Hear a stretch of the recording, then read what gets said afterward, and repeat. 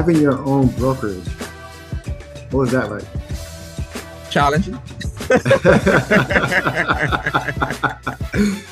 It is, but it's also rewarding, right? But one thing it does, it gives you the opportunity to make independent decisions, right? And it also gives you the opportunity to learn along the way, right? So when you're spearheading something, you're leading something, then you got to be always thinking and trying to find the best solutions out there, and it kind of build that pattern for you. So some of those experiences and some of those things I've learned and pattern I've developed, I've bring it over to the multifamily space now, right? So you got to be self-initiating in terms of some activities. You can't wait until somebody pays you to do something. You just got to get up and do it because it's your job to get it done. It was rewarding from the standpoint that, we made pretty decent income from it. Definitely some major gems dropped from a man with a lot of experience, 17, 19 years experience in real estate, now doing multifamily, his own brokerage.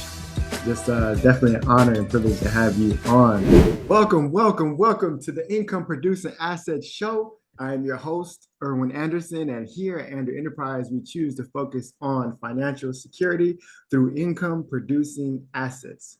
And today we have none other than Paul Sr., the great Paul Sr. How you doing? Doing wonderful, Erwin. Absolutely, doing fantastic, man. Thanks for having me on your show. Absolutely an honor and privilege. Somebody who's killing it in the real estate space and knows all about income producing assets, Paul Sr. So Paul actually serves as the managing partner of the Cashflow Champs, as you see in the background there. A powerful force. He's responsible for investor relations, where he maintains a strong, transparent relationship with current and prospective investors.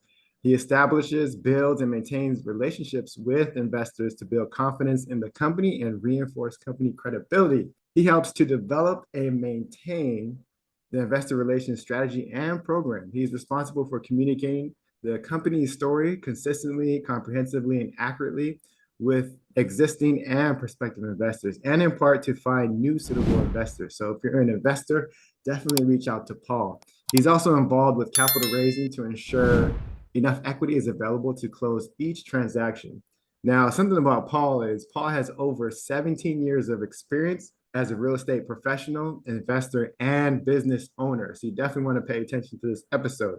He has owned and operated a residential brokerage firm for many years to help clients with the purchase, renovation, and or sales of hundreds of residential properties.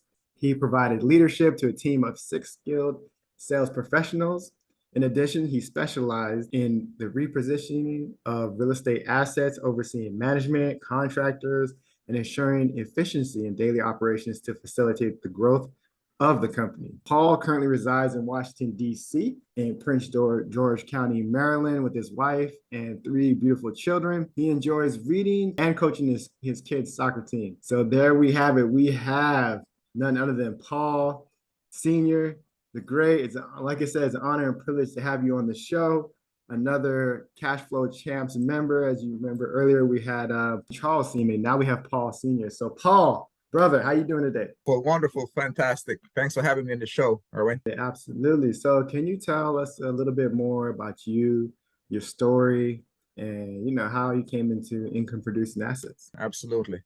Well, I'm a man of God. I'm a husband. I'm a father, a real estate investor. I live in Maryland with my wife and our beautiful 3 children. I was born and actually raised in the Caribbean island of Jamaica, and I got to the U.S. about 30 years ago with the intention of just getting a bachelor's degree and going back home. But better things happened for me. An American girl captured me and never really sent me back to Jamaica. So today I'm glad to call her my wife of 19 years. But I did get a bachelor's degree in chemistry. Later realized that I was not particularly excited about the field of study.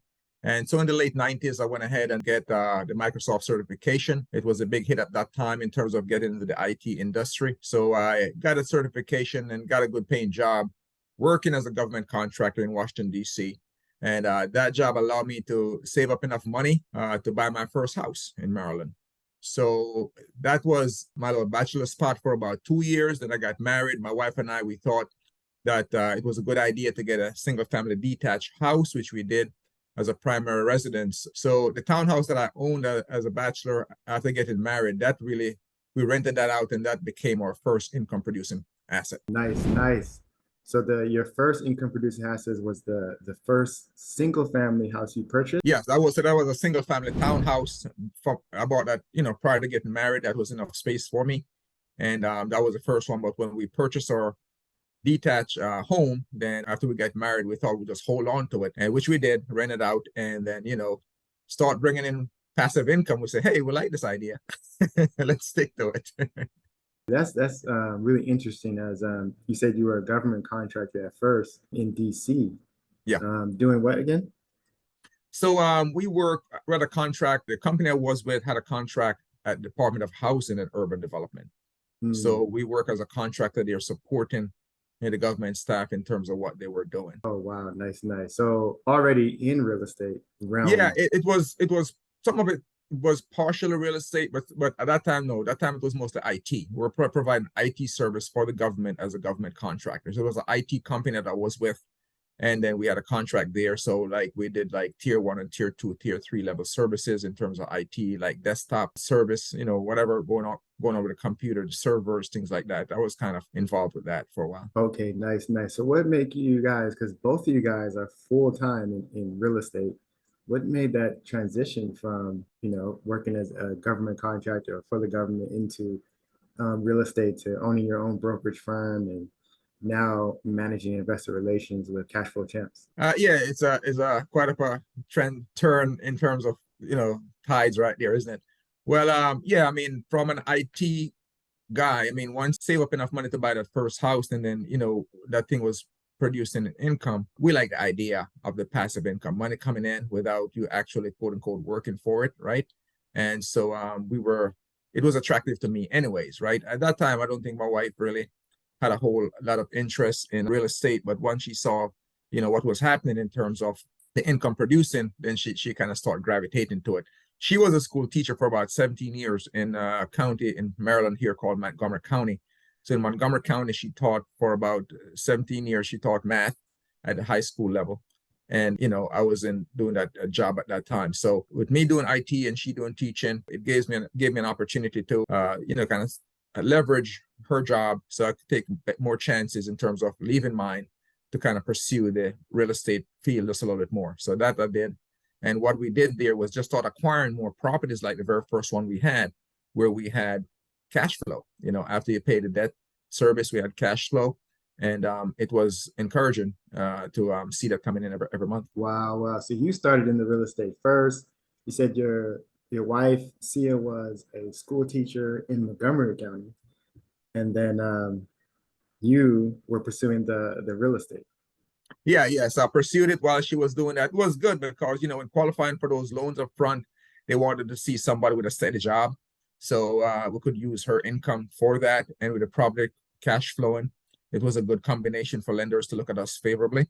So we did that. But after you build it up to a few dozen units, you find out that it can get challenging, right? It's not very scalable. You work hard. Yes, you do get passive cash flow. You do have an opportunity to keep the property long term, and because many of them has double, triple, quadruple in value over the years, right? Of course, you can go in there and you can refinance, take some of the equity out, and you got a lot of options there too. But if you're someone who, like myself, who desire to grow big in the number of units, then you find out that it's kind of a bit tedious going one by one. So we learn about multifamily along the way, learn about how you can acquire multiple units at the same time in terms of an apartment complex, and learn the whole art of syndication, so to speak. So we made a transition about 3 years ago. Here we are now. I'm working with Cashflow Champs as in investor relations with a great team, and we have some big aspirations in terms of what we'll be doing going this year and the years ahead. Absolutely, absolutely. 100% agree. It's a mindset shift going from, single families, one property at a time, then going into multifamily, where it's the same amount of work. You just close on multiple units at one time instead of closing one unit at a time. So definitely a great way to shift. And it's a safer investment because, if you have a single family home and it's vacant, you're 100% vacant. There's no money coming in. But with a multifamily, you can have 100 unit and then have 10 vacancies. and you're still at 90% occupancy. So there's still cash flow coming in. So definitely wonderful switch or mindset into thinking bigger and scaling, and definitely an incredible team with Cashflow Champs. So how did you guys form this Cashflow Champs? Because I see you guys everywhere. Well, marketing is doing its job. If you see us everywhere, marketing is doing its job, right? So now we got a great team. We have great marketing guys, two younger guys on the team, and they're very efficient. I mean, things they do, I don't know how to do.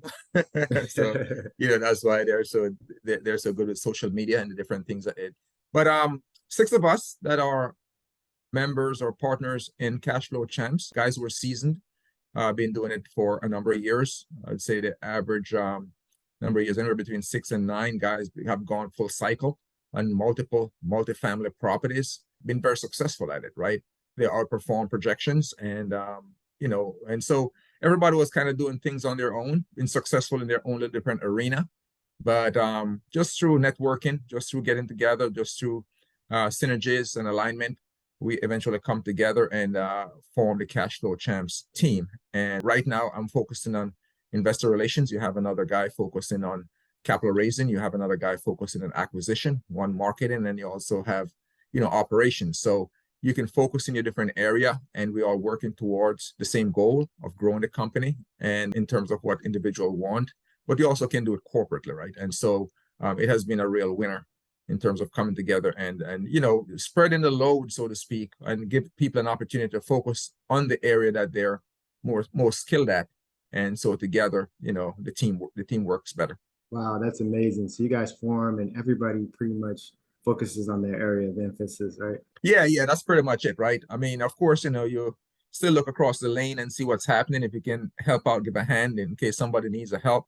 You can do it, because the beautiful thing about it is that every one of us pretty much we're kind of doing we're in all these different hats, right? To make things happen in their own individual space before joining Cashflow Champs. So you do have an idea as to how acquisition work. You do have an idea as to how operations work, or if you happen to be in investor relations, right? So you do have an idea what's going on over there. So if there's help needed, we're a team. We want to make sure that the objective, the goal is accomplished. And so we, of course, reach across and help each other. But you do have an assigned area that is yours. That's your responsibility. That's where we're expecting you to perform best, and the team is dependent on you for that. Wow. Okay. So you focus on investor relations, and what does that look like for you? Well, for me, I think it is good, right? Because in the area of investor relations, you do get an opportunity to reach directly out to the investors that you want to invest into your deals, right? So we reach out, and you're always on the front line, just dealing with them in terms of what they would like to invest in, what particular project they would like to invest. And you go through qualifying questions with them too, to see whether or not they're a good fit for your offerings that you have. So investor relation, you manage that relationship. You want to make sure that you answering all the questions when people are trying to place their money into your offering, and just to make sure that as best you can that they do understand what they're doing, and also advise. Well, you don't advise them, but you make sure you try to make sure you answer all the questions the best way you can, so that they can be very aware what investments they're getting, because it's a little bit different, right? So here people are placing their money, and it's probably going to be tied up for about at least 3 to 5 years, probably 3 to 7 years in this market. And so people has to be aware that this is not a liquid asset where you can come in next month and get your money back. And so we try to give all that information upfront, so that people are aware of what they're doing with their money, and make sure that it is something that they want to do. Okay, got it. So you're dealing with new, bringing on the meetings with the new investors and also the existing investors. Yes, that's correct. You meet with the existing investors. What you want in this business is repeat investors, right? Because that way it helps you in terms of your equity raise. You can definitely, do things much more quickly, especially if you want to scale fast. You'd like folks who are repeat investors with you. That's the goal of just about every operators. But so we are in touch with existing investors. We keep a relationship there with them. We let them know what's going on. We keep them abreast in terms of monthly reports on the offerings that they invested in, but also new investors, right? So when we get a referral as a new investor, or when we, through the marketing arm of our company, bring new investors in who are interested in our offerings, then we also, we vet them, make sure that, find out if they're accredited or not, if they're a sophisticated investor, find out what category they're in, and also to see their investment amount. And just to answer some questions, have you ever invested in a multifamily offering before? Do you know what it takes to invest in a multifamily offering? Do you know the risk associated with it per se? Do you know that it's not very liquid? And you go through different questions with them. So you just try to, interface with both the existing investors and the one that are coming on board as new investors. And, you definitely hold a line of communication just to keep them aware. It is the biggest issue that we hear investor have, with a syndicator where they're not aware of what's happening, but we tend to let that not be a problem. With Cashflow Champs, we try to keep communication open, and so investors can always reach us just in case they have a question. And sometimes it's just a minor question, but it is minor question in when you hear it, but for them it's a big question. So we don't consider any question minor question. The point is that you just got to get the answer to the investor so that they feel comfortable and know that you're there for them. Nice. Okay, got it. So you guys just pretty much walking your investors through answering all the questions, constant communication with them, whether to find out a little bit more about them, tell them a little bit more about you guys, and just build that relationship so everybody can start becoming cash flow champs. That's the objective, right? We want everybody to out there wearing a shirt that say Cash Flow Champs. Yeah. All right, cool. So how did you guys, this is one LLC, right? It's Cashflow Champs? Yes, that's correct. So one LLC where everybody are either partners or managing partners within that entity. Okay, great. So you got Charles, you got Prasant. Yeah, so myself, like you said, Charles, like you said, Prashant, we have Ryan Murphy, we have Brian, and we also have Christian. Okay, so that's what, six? Total of six. So how did you said through networking and stuff like that? How did you guys? Because you guys are in different areas. You're in DC, he's in North Carolina, Prasant's in me. Everybody's in different locations. And you said you met at a networking event. Like, can you tell us a story of like how did this thing kick off? Well, thanks for the magic of the internet, right? Right. No, I mean, really, we met really over the internet in a way before we actually meet in person, right? Mhm. We met a good few months before we actually get together.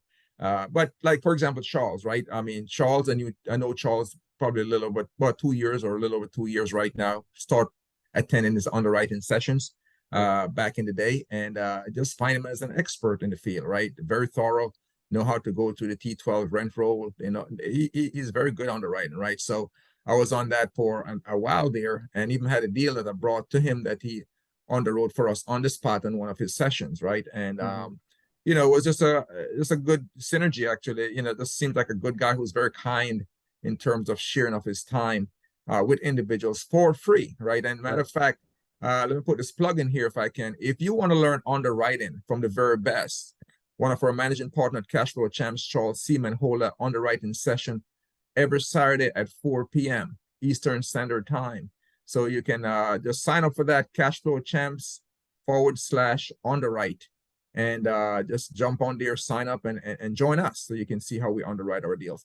And then Prashant, he's out of New York. Prashant been doing this for a long time and gone through many full cycles with deals. Ryan Murphy is actually out of Seattle, Washington, so he's the only one on the West Coast. But he's our operations and take very thorough guy, and of course Brian and Christian very good at marketing. So that's, and myself is here out of Maryland, right outside of DC. So we met pretty much online. Some relationship were already established too, in terms of guys have done deals together before we formed a partnership, the company really. And so we met in different ways. Nice. Okay, and then you guys have under Cashflow Champs, you guys have done deals, right? Well, Cashflow Champs has $126 million asset under management right now, right? For the last quarter or so, or even a little more than a quarter, we haven't acquired any deals just because the market of what it was doing, right? It's just like cap rate was expanding, you have interest rate rising. It was just a fluid market. And so we didn't feel comfortable in terms of acquiring any property there. I mean, right now, we have about 3 LOIs out there. was looking pretty good in the running for one of those properties. So we will be acquiring properties 2023. Got some nice goals and objectives for 2023. So we hope to add to our portfolio going in 2023 and beyond. Okay, great, great. And I just want to, I guess, pivot to you and your wife are doing real estate full time with 3 kids. So, so you talked your wife into real estate, and like, so you guys both do real estate? Like, what does that look like? It's beautiful. You're right. It's just like we work together. We our office in our house, she's on one side of the house, I'm on one side of the house. We just separated like the basement area for our offices, so to speak. So, we have a middle area there, called a conference room or whatever, where computers and the printers and everything is. And so it's brought like a regular office, right? But it's good. I mean, I want a little break time and nowhere to go and find a playing partner, right? Then go play around a little bit. But I mean, certainly, it's a nice thing in that, you kind of, one of the beautiful thing about it is that you kind of have a little more control over your time, right? Right. And so you can, and if you have an issue, you have somebody in the same space who you can bounce an idea off of. She's very good sounding board for me in terms of just helping me to make good decisions. So, so far it's been good. I mean, and then with her working from home, she likes, and part of the reason why she kind of stopped teaching too is that she just wanted to spend more time with the kids, right? They grew up so fast. She wanted to spend time with the kids. So now she can drop the kids off to school if she wants. She can pick them up from school if she wants. That's part of her heartbeat right there. So this allow her to do that and still allow her to accomplish, the task. Now, when she was teaching, she had to be leaving here like 5:45, 6 o'clock in the morning to get to school by 6:30 to start class by 7 o'clock. So, I mean, a lot of times when she was leaving, the kids were still sleeping. And then I had to take them to daycare and whatever it is during that period of time, right? So that's why when the last one was born, she's like, no more of this. You better make enough money where I can continue to stay home. So thanks be to God. I mean, it's been working out very well for us. And it's fun doing it with her. That is awesome that you guys are both full time working in real estate, and then you're able to take care of the kids on your own terms. She's no longer a teacher. That's pretty cool. That's awesome. So yeah, it's nice. It is really nice. It is really nice to have your best friend work with you, and at the same time, just doing so many important things with you. So the family is, God is always first for this family. The family itself is second in terms of we taking care of each other, and then work comes in where we work with each other. For us to be doing all three of those core things in our lives together, it is really a blessing. That's amazing. Definitely a beautiful thing to see. And I know your wife Sia also was actually a sounding board to my mother when we were going through an evicting a tenant, and she was like real emotional about it. So your wife definitely upheld that conversation as well. Oh, so, nice. Yeah. Yeah, kudos to her. I got to give it to her. She very solid sounding board, very very strong mind, and she's very knowledgeable in terms of what she does. So I'm very glad, and she loves doing that, right? She loves adding value to people. She like helping people. Sometimes she's just good at it, and I always give her a compliment on that. So I'm glad the small world will come right back around to you today. It's just a small world. So it's best thing to do is to help people the best way you can, because you just never know. So I'm glad she was able to be of value to your mom. Absolutely, absolutely. So having your own brokerage, what was that like? Challenging. It is, but it's also rewarding, right? But one thing it does, it gives you the opportunity to make independent decision, right? And it also gives you the opportunity to learn along the way, right? So when you're spearheading something, you're leading something, then you got to be always thinking and trying to find the best solutions out there, and it kind of build that pattern for you. So some of those experiences and some of those things I've learned and pattern I've developed, I've bring it over to the multifamily space now, right? So you got to be self-initiating in terms of some activities. You can't wait until somebody tell you to do something. You just got to get up and do it because it's your job to get it done. We do that, but it was rewarding from the standpoint that we made pretty decent income from it, right? We sold a lot of houses in the Washington D.C. area, and it's a market that's it's a high price point market. And so you get a very decent commission when you actually sell a house. And we, that way it kind of, help financially with the family. But I mean, beyond that is just the ability to help to lead something and to also see other people benefit from something that you started. So those were some of the pluses of, running our brokerage. Wow. So I'm pretty sure everything you learned from that carries over into, what you're doing now and just adding value with your experiences, and you probably have seen a lot. Yeah, it carries over for sure, right?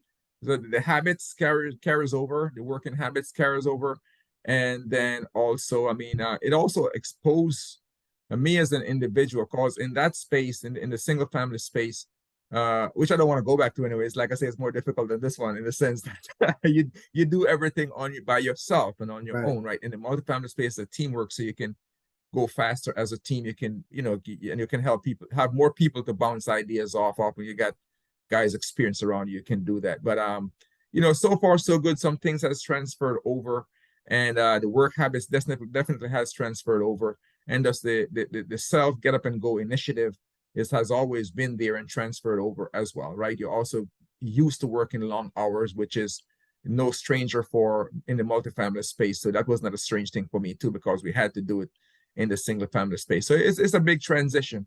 One of the biggest thing is just the mindset, like you make mention of before, right? In terms of how do you tackle things and how do you get things accomplished. It's a little bit different of a ball game where teamwork comes into play, and you have to embrace that because you just cannot do the multifamily on your own. Definitely some major gems dropped from a man with a lot of experience, 17 to 19 years experience in real estate, now doing multifamily, his own brokerage. Just definitely an honor and privilege to have you on.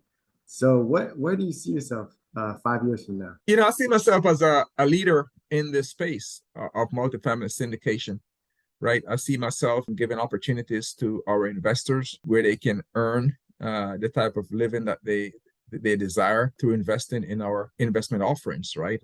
I want to be there to I want to 5 years from now, I would hope to build a foundation for a legacy for my family in terms of transferring wealth to them, and not only physical wealth, but also not only wealth in their bank account, but also wealth in their mind, right? Just the way that they will think about things, and the way that they will operate, and that they can see the possibilities of achieving anything that they want to achieve. That's major. Definitely balance on all fronts is something that's very important. I always like to say, you want to be physically, mentally, spiritually, and socially healthy. You want to balance all four of those, not just all work. You have, of course, a family, friends, and you have your business. It's a lot to balance all those things. So how do you, or what do you recommend for people to balance, their busy lives around your family, your business, and all those aspects? Wow, that well, the truth is, Erwin, I don't balance out my life around my business. I believe that the idea of a balanced life is really a fallacy, right? For me, life is more about a balancing act. Sometimes you have to put more hours in at work, because it demands more, for example, for a particular job. But once those projects are underway and you get control, you can reallocate some of your time to family matters, to church, or wherever was lacking attention before. The same thing applies to family, for example. I coach my kids soccer, and when it's soccer season, I allocate a lot of time for that. So for me to never balance out. It's a constant like seesaw type of an action amongst business, family, and church, right? And that is normal. What I think is most important in all of this is good communication. For example, if I know that I'll be tied up at work for the next 2 weeks and not able to give my kids the attention that they deserve and normally get, I make it my duty to explain to them what is going on, and also let them know what we will do as a family to make up in fun time, once the project is over. So for me, it's the art of living a balanced life, not even so much a balanced life. That's good. Great advice for listeners out there. So I just want to ask you, I know you're full-time real estate, but if a person had a full-time job, with limited amounts of time, what could they do, to be successful in income producing assets such as yourself? For one, they want to learn, right? They want to learn about the asset class that they are going to be partaking in. So first, I would advise for them to get educated in the space that they want to invest in, right? Because success leaves clues, right? So somebody said at one time. So if you have like minimal time that you're using, I would say use it to educate yourself about the industry you're getting in. So if you want income producing multifamily assets or properties to give you monthly cash flow, then find out how to be a part of those income producers and learn from those people already doing it, right? Believe me, not all multifamily properties produces cash flow. There are some multifamily assets that are liabilities, really. And if you are a beginner and you do not know how to evaluate the difference between the two, now you're playing a crapshoot with your money. So educate yourself first. At Cashflow Champs, we believe that an educated investor make better investment decisions. It is one reason why we actually have the Cashflow Champ Aristocrat Coaching Program. And our investors get into the program and get education necessary. And then they invest smartly, right? Some will move on to their own deals, but it all starts with investing in themselves, right? So if your listeners are interested, they should register for the coaching program, or at least try to find out about it. They can go to cashflowchamps.com/coaching. But educating yourself is not something you want to skimp on in the multifamily space. You can lose your shirt, man. And normally the minimum investment is like $50,000 for these syndication deals, and it goes up from there. So it would behoove you to at least get educated, get some information as to how things operate before you actually delve into the space. Yeah, I love that. So definitely education. Yes. Knowledge is power. And you said you guys are on the sidelines for the last quarter because of maybe the market's not looking good right now, or it's not a good time. So this is a good time to educate on what's going on, because when those opportunities come, you'll know more about it. Very important to know. So you're not you said gambling, playing a slot Yeah. machine. Making It's like a educate crapshoot, right? with Without a doubt, $50,000. without a doubt, yeah. I mean, yeah, so you got to know when to hold them and know when to fold them, right? I mean, can you pick up property in the market? Probably you can, but we just didn't see that way based on the knowledge that we have of the market. Now, we didn't pick up anything last quarter, and that's okay, because the same properties that we were going to buy, they came down in price a couple $1 million, right? I mean, that's a big thing. If you're going to buy a property for $25 million, and I mean, couple of months later, you can get it for 22. That's 3 million savings right there, right? So, I mean, who knows where the bottom is going to be? But certainly, we thought it was a good time to just hold back, and really, it proves itself out. So now it looked like interest rate is coming down a little bit, and everything is more kind of stabilized. And we think it's time to delve back in there. And I think some great opportunities are coming too, because guys who bought properties with bridge loans 2019 or whatever, some of those are coming due. And a lot of people may be hurting going forward. It's going to be can get bloody in the streets. So I mean, we're not wishing that on anybody, but part of it has to do with knowledge. Part of it has to do with knowing what cycle the market is in, and for you to act accordingly. Man, that was major what he just said. When he's talking about a bridge loan is like a hard money loan or a short-term loan where you are getting the asset and then that comes up due, and you either have to refinance, but the interest rate is so high, or you're gonna have to sell the property. So those are the type of opportunities that he's talking about there, dropping some major gems for sure. Real quick, I love this talk and everything, but I know we have an underwriting class to go to, so I'm gonna be going to Charles' class. Yes. But just off the wall question: if you were down to your last $100, what would you do to start a business similar to yours to make money ASAP? $100. That's all I got. Yeah. All I got is $100, man. If I was down to my last $100, I would go to Amazon.com Okay. and I would buy 3 books. Ooh, nice. I would buy Think and Grow Rich by Uh-huh. Napoleon Hill. Right. I would buy The Richest Man in Babylon Okay. by George Clancy. Uh-huh. I would buy Best Ever Apartment Syndication book by Joe Fearless. Woo! That's a nice list right there. I would buy 3 spiral notebooks, you know, the thick ones, the 3 subject in there. I would buy 3 of those. Uh-huh. I would get 3 highlighters and I would get 3 pens. And for every day for the next 6 months, I would spend at least 3 to 4 hours a day just reading, highlighting, taking notes, and consuming all the value in those books. Because getting in the right mindset with the right knowledge base in real estate is far more important long term than any money you can earn ASAP. And there you have it, just like that. Mic dropped. There's all the game you need. Hey, Paul, man, how can Andrew and the listeners get in touch with you? They can get in touch with me on my LinkedIn. They can search for my LinkedIn or my Facebook, Paul Senior, or they can just send me an email, paul@cashflowchamps.com. And I would just say also, if I may, coming up in November 2023, it's going to be another awesome summit by Cashflow Champs. So try to attend that. You can go to cfcsummit.com. We had an awesome summit last year. The recordings are still available at cfcsummit.com.